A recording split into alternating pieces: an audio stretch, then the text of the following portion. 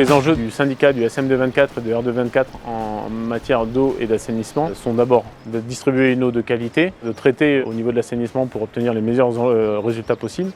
Après, on a des gros enjeux depuis l'évolution des coûts de l'énergie sur la réduction de notre consommation en énergie. On n'a pas forcément de plan de gestion défini. Pour autant, il faut qu'on essaye d'optimiser au maximum pour diminuer les coûts de fonctionnement et optimiser la capacité d'autofinancement qu'on peut dégager derrière.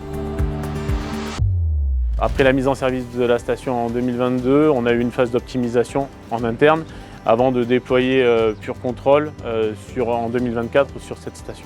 Donc les objectifs, c'est tout simplement d'essayer de gagner quelques points de rendement sur les consommations énergétiques de la station. Sur la station du Bug, on consomme environ 46 000 € d'énergie par an. C'est une station bout activée de 5 000 équivalents habitants, donc on est sur des ratios qui sont relativement élevés.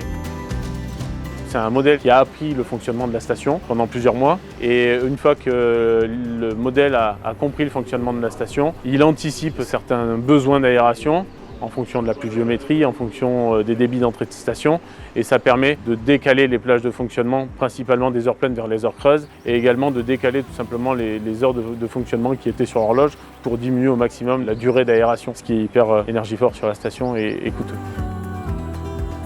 Sur la station du Bug, on s'est concentré avec Pure Control sur la partie aération qui représente entre 25 et 30% des consommations de la station. Et sur ces 25 à 30% de consommation, on se rend compte qu'on arrive à optimiser entre 10 et 15% les consommations globales du site.